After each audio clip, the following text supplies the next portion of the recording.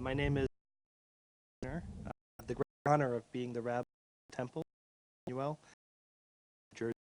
I also am the president of the New York Rabbis, current vice president of the North Jersey Board of Rabbis, and I've been involved in all types of programs that reach out arms to people of different faiths and backgrounds, including the Muslim religion, and very involved at the Hartman Institute in Israel, which is engaged in MLI, which is the Muslim Leadership Initiative, to strengthen the ties between our two faiths and our two backgrounds. I think the role of religion in politics is one where it has to be used properly, like religion in any environment. If we misuse religion, it can be turned into a weapon. But if used properly, it can be a blessing and a gift.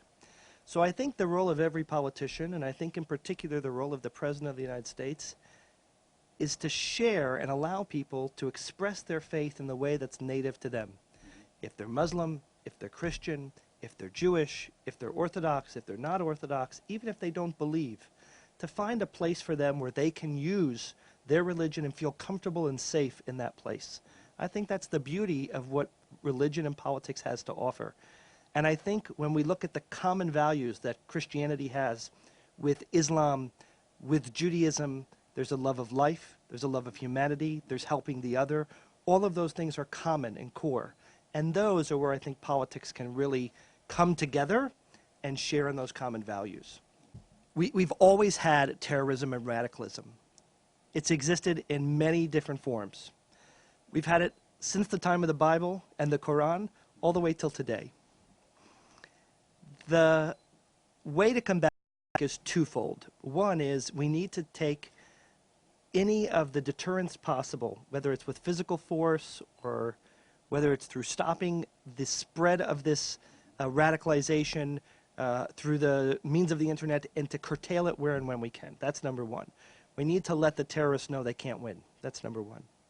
The second thing we need to do, and I think is critically important, is that when radicalism happens in the name of Islam, those who love Islam and know what I know about Islam and what you know about Islam, that it's a religion of love and support and kindness and understanding and goodness. And in no way does it support or promote these ideas of killing and hatred. Those people who understand that value need to speak out in condemning it louder than anyone else. They need to say more than anyone else, I don't believe in this. I don't stand for this. This isn't the value I believe in. And when radicalism happens in Judaism, it's me, the rabbi, who has to stand up and say, absolutely not. This is not what we believe and not what we stand for. And when radicals stand up in Christianity, we had this a few years ago, where radicals were shooting doctors who performed abortions. They were killing in order to stop killing. It's the Christian leaders that have to stand up and say, absolutely not. This is not what we stand for. This is not our values. So I think that two-pronged approach of being strong in our defense, but also being vocal in our leadership to remind the world where we stand and to say, this isn't us. Well, I agree with you. We are part of the Abrahamic tradition. And if we all come from Abraham, that means that you're my brother, literally and figuratively. That means that Abraham was the father of both Isaac and Ishmael, the continuers of what is Judaism and Islam. And there's a sad poetry that happens in the Jewish tradition in the Bible, and that is when Abraham has Isaac and Ishmael, they later split up, and they come back together once, and that is to bury their father.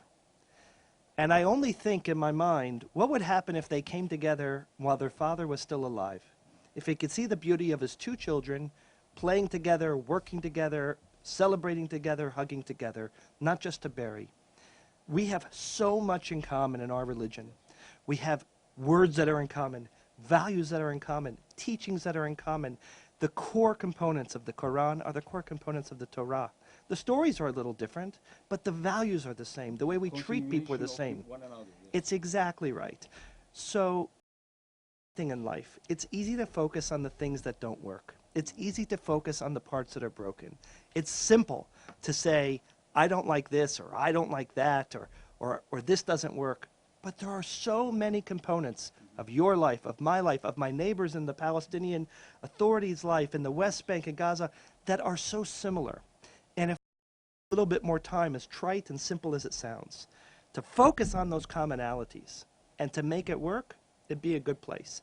I have people who come in this very office as a rabbi, and they talk to me about issues they have in relationships with their brother or their sister or their spouse.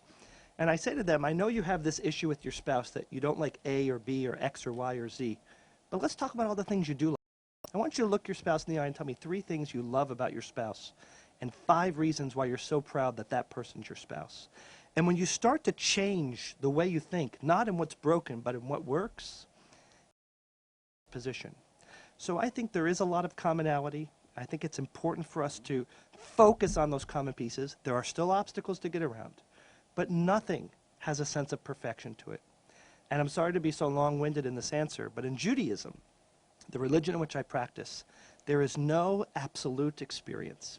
So during the Passover, which is a happy festive meal, we pour a little bit of wine out for our cup, so our heart should bleed, and we should not have a full cup to remember the pain that the Egyptians had gone through with the plagues. When we have a Jewish wedding, the happiest moment in our lives, as a Jewish wedding, we break a glass to remember the destruction of the temple in Jerusalem. When we celebrate the very reflective day of Yom Kippur, we say L'Shana Haba B'Yerushalayim, next year in Jerusalem, which is hopeful. That means we know inherently in Judaism nothing is perfect. There's always going to be some brokenness in what we do. So if I can look at you and say, our relationship won't be perfect, but it will be very good, that's something to be very happy and proud of. And if I can look at my relationship with my Palestinian brothers and sisters and my Christian brothers and sisters and say, we pray differently, and we pray in different places, but our hearts and values are similar. What we care about matters. The values we want to pass on to our children and grandchildren matter. The world we want them to inherit matters. That's much more in common than what divides us, and let's focus on that and use that as a foundation for us to build upon. I define Muslims the way I define every person, and that is, I look at every person for the good. There is good in every human being. Our tradition, and my Jewish tradition, tells me, Dan lekaf zchut, give everyone the benefit of the doubt, give them merit. I don't judge a people based on one person or a group of people's behavior. I don't want you to judge me based on radical behavior in the Jewish faith, of either how they dress or how they behave, treat one another. Judge anyone in the Muslim faith based on the small contingent of radicalization that happens through forms of ISIS or other jihadi behaviors. Because that is not representative of what Islam is about, what the Quran's about, what the Muslim faith and people are about. As someone who has visited both Egypt and Turkey and other places in the Middle East, I know that Muslim people are at their core good people, people who value life, who want to give their children a better tomorrow. That's what I want for my kids too. So I judge each of them individually. Now, sometimes I interact with my common Jew, and sometimes there's a good person in front of me and a not good person in front of me. And sometimes in the other world, in other faiths, that happens as well. But I always see, when I look at Muslim as a whole, the world of Islam as a whole, I see a religion that is based on the same foundations as Judaism and Christianity, that are indeed Abrahamic at its core, whose values are the same as our values. And yes, there are turbulence, ripples, challenges that happen sometimes in your faith and in my faith and the Christian faith. But it's up to us, faith leaders, people who have the ear of those doing the sacred work that you're doing, to get the word out and say, this is what we believe in, this is what we stand for. And love is more powerful. And we share love, and that is our core teaching. But do what you're doing and what your television's doing, and with this good, these books, that is what's sharing with everyone what the potential is. I think the notion of hope, which is what that is about, the messianic component, is core to who we are. And we saw this in the election in the United States in a fascinating way, that so many people latch on to the notion of hope. And I think that's core to your religion. I think it's core to my religion. It's no accident that the theme, that the anthem of the state of Israel is called The Hope. For so many years it was our hope, and even today it's still part of our hope. So I think this notion of hope and coming to help us and redeem us shows our responsibility to bring that idea of the Messiah and our belief in a hope of a better tomorrow. If we didn't believe in hope, we wouldn't try to be better people. We wouldn't care about spreading the word. And that's what matters most.